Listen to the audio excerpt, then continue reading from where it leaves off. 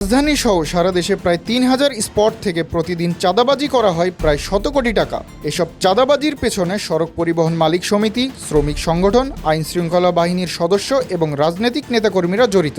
এছাড়া অনুসন্ধানে জানা গেছে, পরিবহন খাতের এই বিশাল অঙ্কের অর্থের বেশিরভাগই আদায় করা হচ্ছে ভয়ভীতি দেখিয়ে, চালক ও মালিকদের ইচ্ছার বিরুদ্ধে।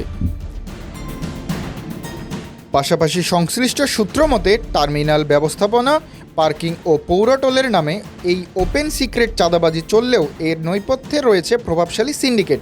এদিকে অসাধু পুলিশ ও রাজনৈতিক চক্রের এই সমঝোতা সিস্টেমের বলি হচ্ছে সাধারণ মানুষ। এছাড়া পণ্যবাহী ট্রাক ও গণপরিবহনে চাঁদাবাজির সরাসরি প্রভাব পড়েছে নিত্যপণ্যের বাজারে। সবজি থেকে শুরু করে প্রতিটি জিনিসের দাম আকাশছোঁয়া হওয়ার মূলে রয়েছে এই সড়কের উপরি খরচ, যার চূড়ান্ত খেসারত দিতে হচ্ছে মধ্যবিত্ত ও নিম্ন আয়ের মানুষকে। এদিকে যাত্রী কল্যাণ সমিতির হিসাব অনুযায়ী দৈনিক চাঁদাবাজির চিত্রটি আরও ভয়াবহ।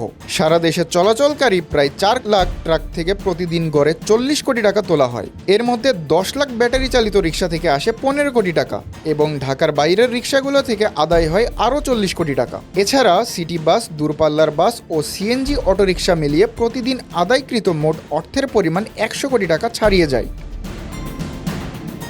এই অরাজকতা প্রসঙ্গে সড়ক পরিবহন ও সেতু মন্ত্রী শেখ রবিউল আলম বলেন, আমি চাঁদাবাজিকে সমর্থন করি না। চাঁদা ও চাঁদাবাজির মধ্যে পার্থক্য রয়েছে, একটি স্বেচ্ছায়, অন্যটি জোরপূর্বক।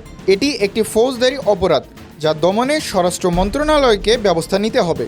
তবে মন্ত্রীর এই বক্তব্যে জনমনে সৃষ্টি হয়েছে মিশ্র প্রতিক্রিয়া। এই বিষয়ে পরিবহন সংশ্লিষ্টরা জানান, স্বাধীনতার পর থেকে এই চাঁদার টাকায় জিরো থেকে হিরো হয়েছেন অনেক নেতা।